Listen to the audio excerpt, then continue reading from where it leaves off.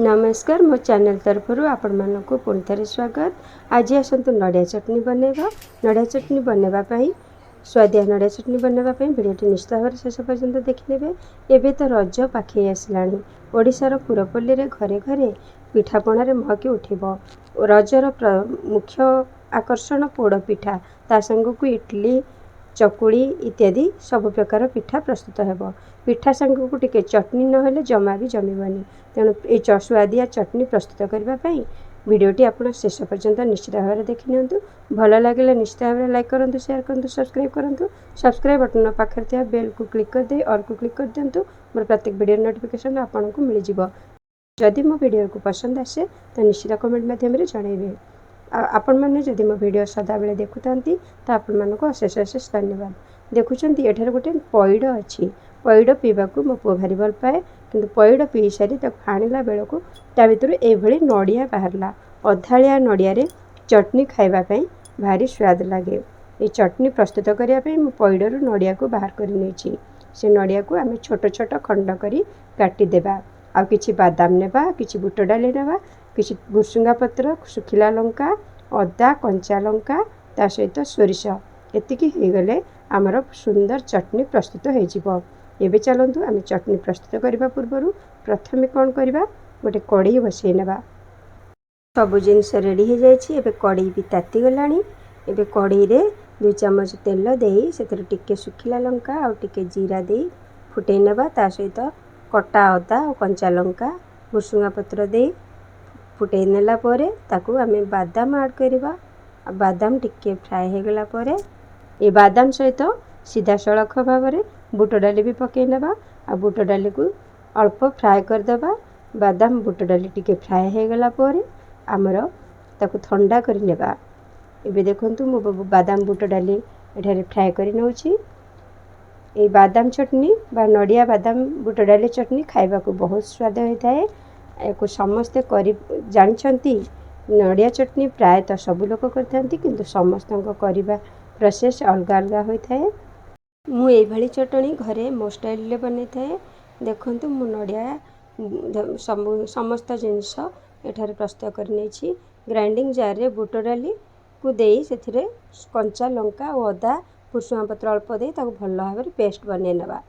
प्रथम करी आपण पानी देबे नहीं, आग सुखिला रे ताको भल भाव में ग्राइंडिंग करि नेबे। सुखिला रे ग्राइंडिंग हो गला परे अल्प अल्प पानी देई ताको बाटी नेबे। आगरू करी आदौ भिजेबा आवश्यक नहीं।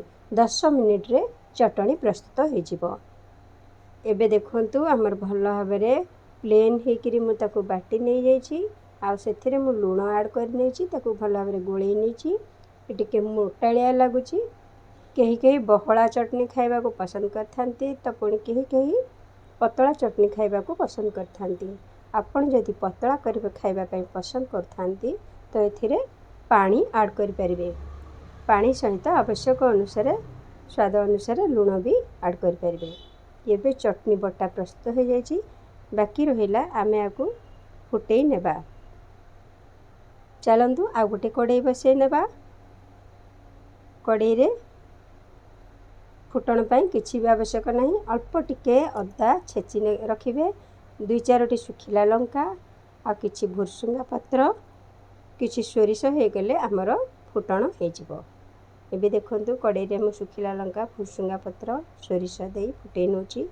टिके अदा पकई पारंती तो आपणक इच्छा न देले भी चलिबो। ए फुटण को आमे चटनी उपरे ढाली देबा। एथिरे चटनी आदौ ढालिबे नहीं, चटनी उपरे फुटण ढालिबे कारण चटनी ढाली देले चटनीटी लाखी जाय थाए। एबे देखंतु चटनी कंप्लीट भाव में प्रस्तुत हो जाइछि। केते सुंदर वासना आसुछि। कलिया नड़िया को बादाम चटनी निहाती भाव में स्वादिष्ट हेतिबो। आपण माने घरे करी खाइले जानि परिबे। एठी मोर आम घरे किछि लोक पतला चटनी खाइबा को पसंद करती। सेथिबे मु एथे अल्प पानी ऐड कर देछि। पानी ऐड कर देबा फल पतला हवा फल आमर फुटणटी कंप्लीट भाव में बघराटी बाहर को बाहरी आसुची। सेथिबे चटनीटी बेसी सुंदर लाଗୁची। एबे चटनी सहित चलंतु डोसा प्रस्तुत करबा। मु एठारे 1 कप बिरी आ 1 कप बिरी डाली सहित 2 कप अरुआ चाउल नहीं बतुरेई 3-4 घंटा बतुरेला परे ताकू बाटी करी रखिथली।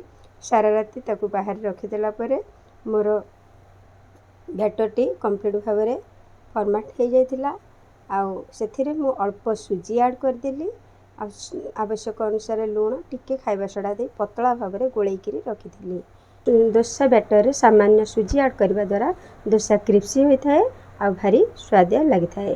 तेणु मुझे डोसा सुजी ऐड कर डोसा बैटर सुजी ऐड कर नहीं प्रस्तुत कर रखी। एबे मु तावारे दे देछि आ तावारे बैटरटी देदेला पतला भाव में देखते के सुंदर भाव में सामान्य तेल भी बुले बुले ने जमती कि आमर डोसाटी आराम से उठी जाई परिबो।